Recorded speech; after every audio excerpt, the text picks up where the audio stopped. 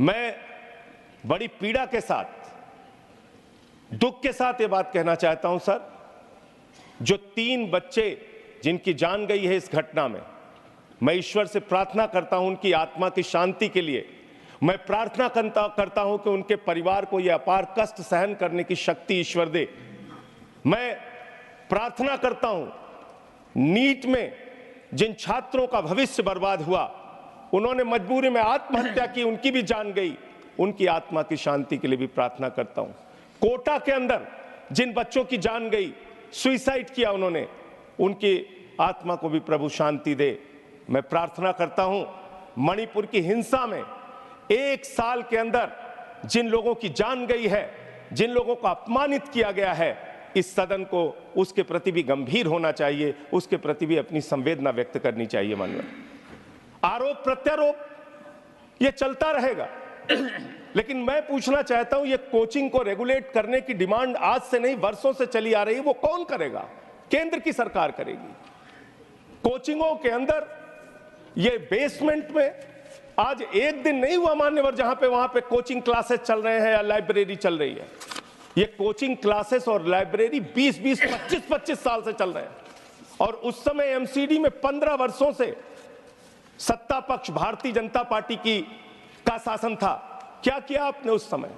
आपको दिल्ली के हर काम में रोड़ा लगाना है, रोकना है, और उसके लिए आपने भारत के इतिहास में पहली बार हुआ मान्यवर 5 जजों ने सुप्रीम कोर्ट के ये कहा कि दिल्ली के अधिकारियों की ट्रांसफर का, पोस्टिंग का अधिकार दिल्ली की चुनी हुई सरकार को मिलना चाहिए।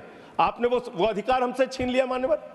28 जून की एक मीटिंग हुई है, उसके वीडियो में सदन में रखूंगा मान्यवर, आपसे निवेदन करूंगा उसकी जांच कराइए।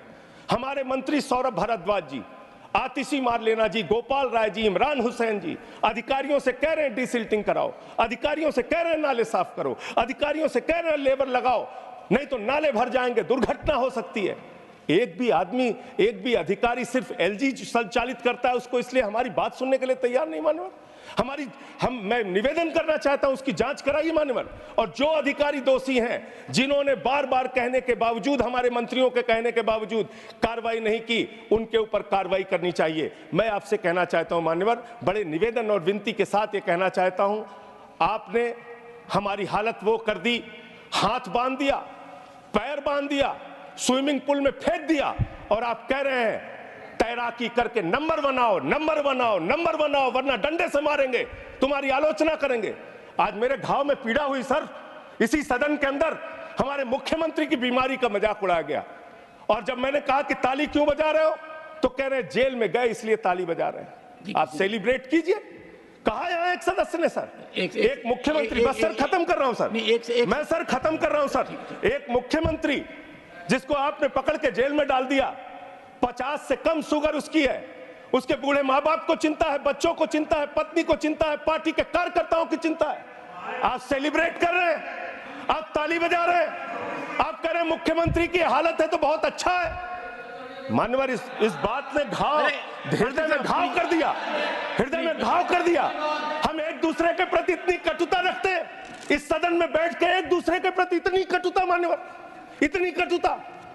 मैं आपके माध्यम से कहना चाहता हूं, दिल्ली की सरकार को संचालित नहीं करने दिया जा रहा है। एलजी के माध्यम से हमारे कामों पर रोज रोक लगाई जाती है, रोड़ा अटकाया जाता है। एमसीडी का काम हो, हेल्थ डिपार्टमेंट का काम हो, जल का काम हो, पानी का काम हो, हर काम में रोक लगाना। मोहल्ला क्लिनिक रोक दो, डोर टू डोर राशन की डिलीवरी रोक दो।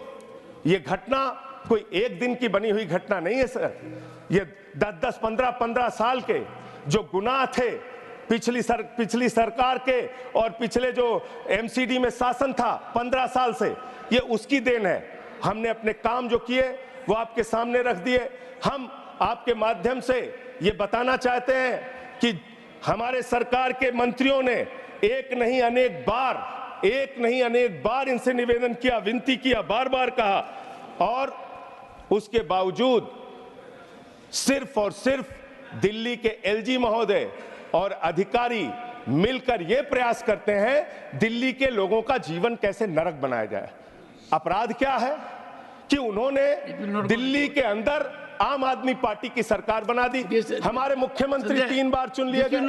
मैं सर बस खत्म कर रहा हूं, बस अंतिम मैं कह रहा हूं सर, उनका अपराध क्या है कि उन्होंने केजरीवाल को मुख्यमंत्री बना दिया, जो बिजली फ्री देते हैं, पानी फ्री देते हैं, शिक्षा फ्री देते हैं, इलाज फ्री देते हैं, जो बस की यात्रा फ्री देते हैं।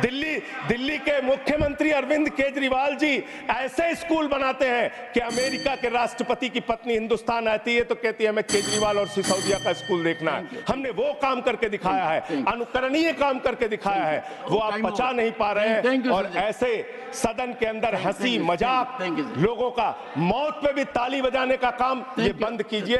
ये बहुत गंभीर मसला है। और अंतिम लाइन कह के अपनी बात खत्म करूंगा। मान्यवर, मैं आपसे विनती करता हूं हाथ जोड़कर, इस सदन में ये बड़ी अच्छी शुरुआत आपने की है, आगे मणिपुर की हिंसा पर, नीट के मुद्दे पर, चीन की घुसपैठ पर इस सदन में चर्चा कराई जाए और हम सब उसमें अपनी हिस्सेदारी लेंगे। धन्यवाद दोस्तों, अगर हमारे वीडियो आपको पसंद आ रहे हैं तो लाइक, शेयर और सब्सक्राइब जरूर करें।